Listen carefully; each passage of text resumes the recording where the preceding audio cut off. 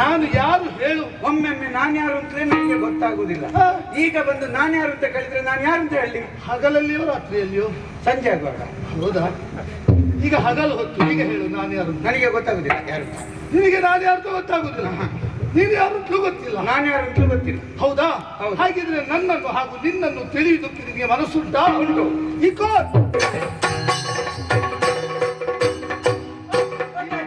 ಈಗ ಹೇಳು ನಾನು ಯಾರು? ನಿನ್ನ ಆಚೆ ಕರವನ್ನು ನನ್ನ ತಲೆಗೆ ಇಟ್ಟ ತಕ್ಷಣ ನನಗೆ ನೆನಪಿಗೆ ಕೈ ಅದೇ ಕೈಯನ್ನು ತಲೆಗಿಡುವಾಗ ಗೊತ್ತಾಯ್ತು. ಏನು ಅಂದು ಅಂತ ಹೇಳಿದ್ರೆ? ಅವತ್ತು ನೀನು ವೈಕುಂಠದಲ್ಲಿ ಶ್ರೀಮನ್ನಾರಾಯಣನಾಗಿದ್ದೆ. ಶ್ರೀಮನ್ನಾರಾಯಣನಾಗಿದ್ದೆ. ನಾನು ಆಗ ನಿನ್ನನ್ನು ಹೊತ್ತು ತಿರುಗುವ ಗಾರುಡನಾಗಿದ್ದೆ. ಯಾರು? ಹೊತ್ತು ತಿರುಗುವ ಗಾರುಡ. ಗರುಡ? ಹೌದು. ನನ್ನನ್ನೆಲ್ಲ ನೋಡಿ ಹೇಳ್ತಾ ಇದ್ರು, ಏನು ಅಗೋ ಗರುಡ ದೇವ ಬರ್ತಾ ಇದ್ದಾರೆ, ಗರುಡ ದೇವ ಬರ್ತಾ ಇದ್ದಾರೆ. ನನ್ನನ್ನು ಹೇಳುದಿಲ್ಲ. ನಿನ್ನನ್ನು ಗರುಡ ದೇವ ಬರ್ತಾ ಇದ್ದಾರೆ ಅಂತ ಎಲ್ಲರೂ ಹೇಳಿದ್ರು. ಹೌದು. ನನ್ನನ್ನು ಏನಂತ ಹೇಳಿದ್ರು ಗೊತ್ತಿಲ್ಲ. ನಿನ್ನನ್ನು ಬೆನ್ನ ಮೇಲೆ ಇದ್ದದ್ದಲ್ಲ. ಹೀಗಿರ್ಬೋದು. ಹೇಗೆ? ನನ್ನನ್ನು ಗರುಡ ಅಂತ, ನಿನ್ನನ್ನು ದೇವ ಅಂತ ಜೊತೆ ಸೇರಿಸಿ ಹೇಳಿದ್ದ. ಅದನ್ನು ಅರ್ಥ ಮಾಡಿಕೊಳ್ಳಿ. ಹಾಗಿರ್ಬೋದು. ಗರುಡ ದೇವನನ್ನು ಹೊತ್ತುಕೊಂಡು ಬರ್ತಾ ಇದ್ದಾರೆ. ಆಮೇಲೆ ಸ್ವಲ್ಪ ಈಚೆ ಬರುವ. ಹೇಗೆ ಈಚೆ ಬರುವ ಅಂತ ಹೇಳಿದ್ರೆ? ಇಲ್ಲ, ನೀನು ಶ್ರೀಕೃಷ್ಣನಾಗಿದ್ದೆ, ನಾನಾಗ ವಿಜಯನಾಗಿದ್ದೆ. ನಾನು ನಿನ್ನನ್ನು ಕರೀತಾ ಇದ್ದೆ. ಹೇಗೆ? ಬಾಬಾರೋ ಬಾರೆಲೋ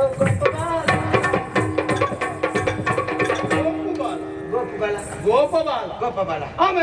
ಆಮೇಲೆ ಈಗ ನೀನು ಶ್ರೀನಿವಾಸನಾಗಿದ್ದಿ. ನಾನು ನಿನ್ನ ಸಖ ಸುದೇವನಾಗಿದ್ದೆ. ಇದು ನಾನು ಮಾಡಿದ್ದು ವೇಷ. ಈ ವೇಷ? ಹೌದು, ನಾನು ಮಾಡಿದ್ದು ವೇಷದ ಹಾಗೆ ಕಾಣುವುದಿಲ್ಲ ನಿನ್ಗೆ? ಅಲ್ಲ, ಇವತ್ತು ಈ ವೇಷ ಯಾಕೆ? ನೀವು ವೇಷ ಮಾಡ್ತೀರಿ, ಮಾಡೋದು ಸ್ವಲ್ಪ ಜ್ಞಾನ ಇಟ್ಟು ವೇಷದ ಬಗ್ಗೆ ಗಮನ ಕೊಟ್ಟು ಮಾಡ್ಲಿಕ್ಕೆ ಆಗುದಿಲ್ಲ. ಏನಾಗಿದೆ? ಏನು ವ್ಯತ್ಯಾಸವನ್ನು ನೀ ಕಂಡೆ? ಅಲ್ಲ, ಈ ವೇಷದಲ್ಲಿ ಏನುಂಟು ಅಂತ ಹೇಳುದು ನೋಡಿ. ಕಟ್ಟುವುದನ್ನೆಲ್ಲ ಸ್ವಲ್ಪ ಸರಿಯಾಗಿ ಕಟ್ಟಿದ್ರೆ. ಅಲ್ಲ, ಈ ವೇಷದಲ್ಲಿ ಏನು ಇಲ್ಲ, ಮತ್ತೆ ಯಾವ ವೇಷದಲ್ಲಿ ಏನುಂಟು? ಇದನ್ನೇ ಉಂಟು, ಇದರಲ್ಲಿ ಉಂಟು. ಇದನ್ನೆಲ್ಲ ಕಟ್ಟುವುದನ್ನು ಸ್ವಲ್ಪ ಚೆನ್ನಾಗಿ ಕಟ್ಟಿದ್ರೆ. ಇದು ಕಟ್ಟುವುದು ವಿಷಯ ಬಿಡುವ. ಈಗ ಈ ವೇಷದಲ್ಲಿ ಏನು ಇಲ್ಲ ಅಂತ ಹೇಳಿದೆಲ್ಲ, ಮತ್ತೆ ಯಾವ ವೇಷವನ್ನು ಕಂಡು ಯಾರು ಆಕರ್ಷಿತರಾದರು? ಯಾವ ವೇಷವನ್ನು? ಶ್ರೀವೇಷ ಆದ್ರೆ ಆಗಿತ್ತು. ಹೌದಾ? ಹೌದೌದು. ಸ್ತ್ರೀವೇಷ ಆದ್ರೆ ಕಟ್ಟುವಾಗ ಯಾರು ನೋಡದಿದ್ರು, ಕೆಲವು ಮಂದಿ ಬಿಚ್ಚುವಾಗ ಆದ್ರೂ ಮಂಡಲ್ಲಿ ನಿಲ್ತಾರೆ. ಹೌದು, ಮೊನ್ನೆ ಒಬ್ರು ಹೇಳಿದ್ದಾರೆ, ಬಿಳಿ ತಲೆಯವರು. ಅಲ್ಲ, ಸ್ತ್ರೀವೇಷದಲ್ಲಿ ಅಂಥದ್ದು ಏನುಂಟು ವಿಶೇಷ? ಏನುಂಟು ಅಂತ ನೋಡಿದ ಅವರಲ್ಲೇ ಕೇಳ್ಬೇಕಷ್ಟೇ. ನನಗೆ ಅದ್ರ ಬಗ್ಗೆ ಎಲ್ಲ ಅಷ್ಟು ಗೊತ್ತಿಲ್ಲ. ಅಲ್ವೋ? ಹೌದೌದು. ಬಿಡು. ಇದು ನನ್ನ ವೇಷದ ಬಗ್ಗೆ ನೀವು ವಿಮರ್ಶೆ ಮಾಡಿದೆ. ಹೌದು, ಅಂದ್ರೆ ವೇಷ ಕಟ್ಟುದು ಸ್ವಲ್ಪ ಸರಿಯಾಗಿ ಕಟ್ತಿದ್ರೆ ಸರಿ. ಇದು ನಾನು ಕಟ್ಟಿದ್ದಲ್ಲ, ಮತ್ತೆ ಅವ ಅಕ್ಷಯ. ಅವರು ಕಟ್ಟಿ ಬಿಟ್ಟದ್ದ? ಹೌದು. ಅದೇ ಹಾಗೆ ನೀನಾದ್ರೆ ಹೀಗೆ ಇಷ್ಟು ಚಂದ ಕಟ್ತಿದ್ದೆ. ಇದು ನನ್ನ ಮುಖವರ್ಣಿಕೆ ಹೇಗುಂಟು? ಅದು ಕಟ್ಟುವುದು ಬಿಡು, ಸ್ವಲ್ಪ ತಟ್ಟುವುದು ಸ್ವಲ್ಪ ಚಂದ ತಟ್ಟಿದ್ರೆ ಇನ್ನು ಸ್ವಲ್ಪ ಚಂದ ಆಗ್ತಿತ್ತು. ರೇಖೆಗಳೆಲ್ಲ ಸರಿ ಇಲ್ವಾ? ರೇಖೆ ಎಲ್ಲ ಇಲ್ಲ. ನಾಮ ಹುಬ್ಬೆಲ್ಲಲ್ಲಿ ನಾಮ ಹೀಗೆ ಆಗಿದೆ, ಈಚೆ ಬದಿಗೆ ಬಂದಿದೆ. ಹುಬ್ಬೆಲ್ಲ ಸರಿ ಆಗ್ಲಿಲ್ಲ. ಇದು ನನ್ನ ಮಾತು ಹೇಗುಂಟು? ಮಾತು ಸ್ವಲ್ಪ ಸರಿ ಮಾಡಿದ್ರೆ, ಉಚ್ಚಾರ ಎಲ್ಲ ಸ್ವಲ್ಪ ಸರಿ ಮಾಡಿ, ಉಚ್ಚಾರ ಮಾತಾಡುವ ಶೈಲಿ ಎಲ್ಲ ಸ್ವಲ್ಪ ಒಂದು ಹೊಂದಾಣಿಕೆ ಮಾಡಿಕೊಂಡು ಹೋದ್ರೆ ಚಂದದ ವೇಷ. ಮತ್ತೆ ಇದು ನನ್ನ ನಾಟ್ಯ ಹೇಗುಂಟು? ದಸ್ತು ಮೆಟ್ಟು ಸ್ವಲ್ಪ ಚಂದ ಮಾಡ್ತಿದ್ರೆ ಚಂದದ ವೇಷ. ಮತ್ತೆ ಅದು ಸುತ್ತು ಬರುವುದೆಲ್ಲ ನಾಟ್ಯ ಇಲ್ಲ ಕೈಯಲ್ಲಿ ಚಂದದ ವೇಷ. ಅದೆಲ್ಲ ಸ್ವಲ್ಪ ಸರಿ ಮಾಡ್ಬೇಕು. ಈಗ ನನ್ನ ವೇಷದಲ್ಲಿ ಕಟ್ಟುವುದು ಸರಿ ಇಲ್ಲ, ಇಲ್ಲ ಮುಖವರ್ಣಿಗೆ ಸರಿ ಇಲ್ಲ, ಸರಿ ಮಾಡಿದ್ರೆ ಚಂದದ ವೇಷ, ನಾಟ್ಯ ಸರಿ ಇಲ್ಲ, ಮಾತು ಸರಿ ಇಲ್ಲ, ಆದ್ರೂ ನನ್ನ ವೇಷ ಚಂದ ಉಂಟು. ಅದು ಚಂದ ಎಂತ ಕರ್ಮವ ಚಂದ, ಒಂದನೇ ಬೆಟ್ಟಿಗೆ ವೇಷ ನಿಂತು ಕರ್ಮ. ಒಬ್ಬನ ವೇಷದಲ್ಲಿ ಮಾತುಗಾರಿಕೆ, ಅವನ ವಸ್ತ್ರಾಲಂಕಾರ, ಅವನ ವರ್ಣಾಲಂಕಾರ ಯಾವುದು ಸರಿ ಇಲ್ಲ ಅಂತಾದ್ರೆ ಅವನ ವೇಷ ಕರ್ಮಕ್ಕ ಪುಣ್ಯ. ಆದ್ರೆ ಒಂದು ವಿಷಯ ಉಂಟು ಮಿತ್ರ, ನಿನಗೆಲ್ಲ ಗೊತ್ತುಂಟು, ಬಂದರೆ ಹೇಗಿರ್ಬೋದು, ಅವರ ಕೈಯೇ ಹೀಗಿರ್ತದೆ, ಮತ್ತೆ ಶಿಷ್ಯಂದಿರು ಹೇಗಿರ್ಬೋದು, ಎಲ್ಲವೂ ಪಡೆದುಕೊಂಡು ಬಂದದ್ದು ಅಷ್ಟೇ ಅಂತ ಭಾವಿಸಬೇಕಾಗುತ್ತದೆ. ಇದು ನಾನು ವೇಷ ಮಾಡಿದ್ದು ಯಾಕೆ ಬಲ್ಲೆ, ವೈಕುಂಠದಲ್ಲಿ ಶ್ರೀಮನ್ನಾರಾಯಣ ಆಗಿರುವ ನನ್ನ ಬಳಿಗೆ ಭೃಗು ಮಹರ್ಷಿಗಳು ಬಂದರು. ನಾನು ಅವರಿಗೆ ಎದ್ದು ಗೌರವವನ್ನು ಕೊಡ್ಲಿಲ್ಲ ಎನ್ನುವಂತಹ ಒಂದು ಉದ್ದೇಶವನ್ನೇ ಲಕ್ಷ್ಯವಾಗಿರಿಸಿಕೊಂಡು ಕೋಪಗೊಂಡು ನನ್ನ ಎದೆಗೆ ಒತ್ತು ನನ್ನ ವಕ್ಷಸ್ಥಳದಲ್ಲಿ ಸ್ಥಾನವನ್ನು ಪಡೆದುಕೊಂಡಿದ್ದಂತಹ ನನ್ನವಳು ಲಕ್ಷ್ಮಿಗೆ ಸಿಟ್ಟು ಬಂತು, ಮನೆ ಬಿಟ್ಟು ಹೋದ್ಲು. ನಿನ್ನಲ್ಲಿ ಒಂದು ಕೇಳ್ತೀನಿ, ಮನೆಯಲ್ಲಿ ಹೆಂಡತಿ ಒಬ್ಳು ಇಲ್ಲ ಅಂತ ಆದ್ರೆ ಗಂಡನಾದವನಿಗೆ ಆ ಮನೆ ಬೇಕಾ? ಬೇಡ ಬೇಡ ಬೇಡ, ಬೇಡವೇ ಬೇಡ. ಮನೆಯಲ್ಲಿ ನಮ್ಮ ಹೆಂಡತಿ ಇಲ್ಲದಿದ್ರೆ ಮತ್ತೆ ಹತ್ತಿರದ ಮನೆಯ ಹೆಂಡತಿಯನ್ನೇ ನೋಡುದಲ್ವಾ? ಯಾಕೆ ಅದೇ ವಿಷಯ ಉಂಟು, ಅವರ ಸಂಸಾರವನ್ನು ನೋಡಿ, ನನ್ನ ಹೆಂಡತಿ ಇರ್ತಿದ್ದೆ ನಾನು ಕೂಡ ಹೀಗೆ ಇರ್ತಿದ್ದೆ, ನನ್ನ ಹೆಂಡತಿ ಹಾಗೆ ಮತ್ತೆ ಹೌದು ಹಾಗೆ. ಈಗ ನನ್ನವಳು ಲಕ್ಷ್ಮಿ ಮನೆ ಬಿಟ್ಟು ಹೋಗಿದ್ದಾಳೆ. ಹೌದು, ಎಲ್ಲಿ ಹೋಗಿದ್ದಾಳೆ ಗೊತ್ತಾಯ್ತಾ? ಎಲ್ಲಿದ್ದಾರೆ? ಕರವೀರಪುರವನ್ನು ಬಂದು ಸೇರಿದ್ದಾಳೆ. ವಾರವಾರಕ್ಕೆ ಸೇರಿದ್ದಾಳೆ, ಕರವೀರಪುರವನ್ನು ಸೇರಿದ್ದಾಳೆ. ಹಾಗಾಗಿ ಇನ್ನು ನಾನು ಮೃಗಬೇಟೆಗೆ ಹೊರಟದ್ದು. ನೀನು ಹೇಳಿದ್ದನ್ನೆಲ್ಲ ಕೇಳ್ತೇನೆ ಅಂತ ಏನೇನು ಹೇಳಬಾರ್ದು. ನನ್ನ ಏನಾಯ್ತು? ಹೆಂಡತಿ ಮನೆ ಬಿಟ್ಟು ಹೋಗಿದ್ದಾಳೆ, ಕಾರವಾರದಲ್ಲಿದ್ದಾಳೆ, ನಾನು ಮೃಗ ಬೇಟೆಗೆ ಹೋಗ್ತೇನೆ ಅಂತ ಹೇಳಿದ್ರೆ ಮೃಗ ಬೇಟೆ ಆಡಿ ಅಂತ ಮಾಂಸ ಇಟ್ಕೊಂಡು ಹೋಗುದಲ್ಲ. ಇದು ನೋಡುವವರ ಕಣ್ಣಿಗೆ ಮೃಗ ಬೇಟೆ ಆದ್ರೂ ನನ್ನವಳು ಮೃಗಾಕ್ಷಿಯ ಬೇಟೆ. ಇದು ನೇರ ನೇರ ಹೋಗ್ಲಿಕ್ಕೆ ಆಗುದಿಲ್ಲ ಅಂತ ವೇಷ ಮಾಡಿ ಪರೀಕ್ಷಿಸುವುದಕ್ಕಾಗಿ ಈ ರೀತಿಯ ಬೇಟೆ ನನ್ನದು. ಇದು ಬೇಟೆಗೆ ಹೋಗುವುದು ಅಂತಾಗಿದೆ.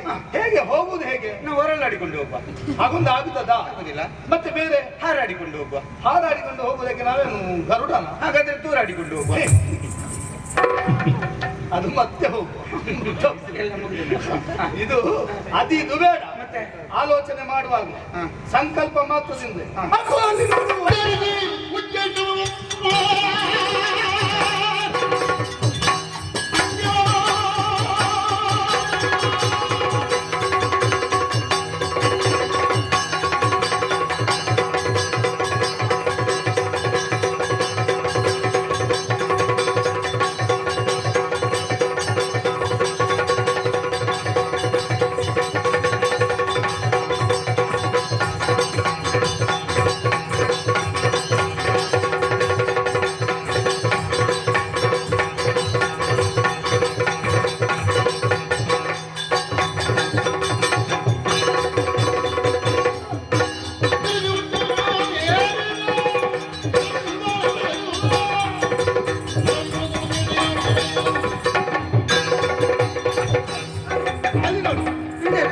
ಸಂಕಲ್ಪ ಮಾಡಿದ್ದೆ ತಡ ಮೇಲಿಂದ ಬರ್ತಾ ಉಂಟು ನೋಡು, ಬಿಳಿ ಬಿಳಿ ಬರ್ತಾ ಉಂಟು. ಹೌದು, ಅದು ದೇವೇಂದ್ರ ಉಚ್ಚೈಶ್ರವ.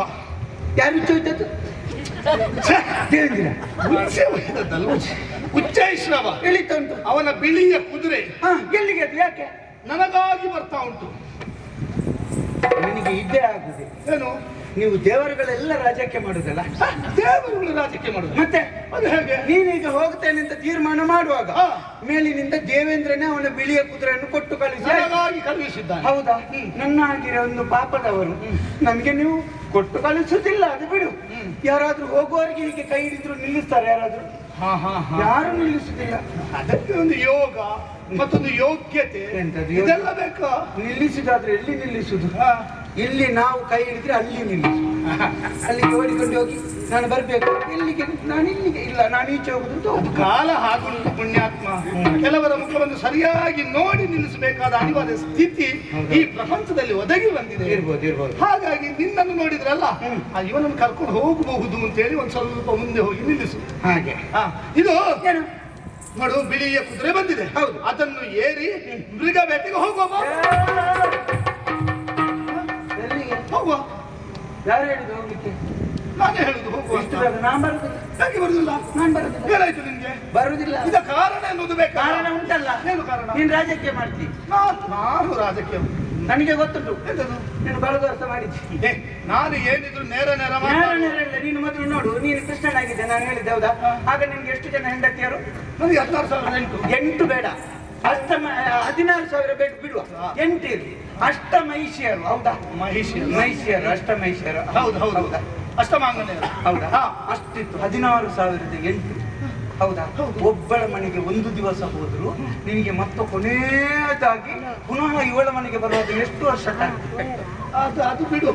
ಹೌದಾ? ಆ ಲೆಕ್ಕಾಚಾರ ಬಿಡು. ನಿನಗೆ ಅಷ್ಟಿದ್ರು ಆ ಸಲ ನಾನು ವಿಜಯನಾಗಿ ನಿನ್ನ ಜೊತೆಯಲ್ಲಿ ಬರ್ತಾ ಇದ್ದೆ ಹೌದಾ? ಬಾಲದ ಹಾಗೆ ನನಗೆ ಒಂದು ತುಂಡಾದ್ರೂ ನಾನು ಕೊಟ್ಟಿದ್ದೆ ಪುಣ್ಯ. ತುಂಡು ಕೊಟ್ಟಿದ್ದೇನೆ. ಹಾಗೆಲ್ಲ ತುಂಡು ಮಾಡಿ ಕೊಡುವುದಕ್ಕಾಗುತ್ತದೆ. ಆದ್ರೂ ಅವರೆಲ್ಲ ಹೆಣ್ಣು ಮಕ್ಕಳು, ಅದು ಹಣ್ಣಲ್ಲ. ಬೇಕಾದ ಹಾಗೆ ತುಂಡು ತುಂಡು ಮಾಡಿ ಹಣ್ಣಾದ್ರೆ ನಾನು ಯಾರೆಲ್ಲಾದ್ರೂ ಬೇಡಿ ಆದ್ರೂ ತಿಂತಿದ್ದೆ. ಹೆಣ್ಣಾದದಕ್ಕಲ್ವಾ, ನಮಗೆ ಹೇಗೂ ಸಿಗುವುದಿಲ್ಲ. ನೀವು ಕೊಡ್ತೀರಾ? ನನಗೆ ಕೊಟ್ಟಿದ್ದೀರಾ? ಕೊಟ್ಟಿದ್ಯಾ? ಮತ್ತೆ ಮಾಡಬೇಡುವ ಸುದೇವ. ಬೇಡ, ಹೆಣ್ಣು ಮಕ್ಕಳು ಸಿಗ್ಲಿಲ್ಲ ಎನ್ನುವ ಹಾಗೆ ಬೇಸರ ಇಲ್ಲ. ನೀನು ಚಿಂತೆ ಮಾಡಬೇಡ. ಅವತ್ತೇ ಸಿಗ್ಲಿಲ್ಲ, ಇವತ್ತು ಸಿಗ್ತದ. ಮತ್ತೆ ಸಿಗುವಾಗ ನಾನು ಮಾಡ್ತೇನೆ ಅಂತ. ಹೇಗೆ? ನನ್ನವಳು ಪದ್ಮಾವತಿವರೆಗೂ ಒಬ್ಬಳೆ ಬರ್ಲಿಕ್ಕಿಲ್ಲ. ಮತ್ತೆ ಸಖಿಯರನ್ನು ನೆರಹಿಕೊಂಡು ಬಂದಳು. ಹಾ. ಒಬ್ಬಳು ಚಂದದವಳನ್ನು ನೋಡಿ ನಿನಗೆ ಈ ಸಲ ನಾನು ಮದುವೆ ಮಾಡಿಸ್ತೇನೆ. ಹೀಗೆ ಮಾಡುವ. ಈ ಸಲ ನಿನಗೆ ಒಂದೇ ಅಲ್ಲ ಬೇಕಾದದ್ದು. ನನಗೆ ಒಬ್ಬಳೆ. ಈ ಸಲ ಎಷ್ಟಿದ್ರು ಒಂದು ನಿನಗೆ, ಉಳಿದದ್ದೆಲ್ಲ ನನಗೆ. ಓ, ಅತಿ ಆಸೆ. ಅತಿ ಆಸೆ ಅಲ್ಲ. ಅತಿ ಆಸೆ ಗತಿಗೇಡು. ಹಾಗಾಗ್ಲಿಕ್ಕಿಲ್ಲಲ್ಲ ಮತ್ತೆ. ಅದು ಮತ್ತೆ ನೋಡು, ನೀನಿದ್ಯಲ್ಲ ಜೊತೆ. ಆಯ್ತು. ನಿನ್ನ ಧೈರ್ಯದಲ್ಲಿ ಬರುತ್ತೆ. ಆಯ್ತು, ಬಾಬಾ ತಡ ಮಾಡುದಕ್ಕೆ. ಬಾಬಾ ಕುದುರೆಯನ್ನೇರಿ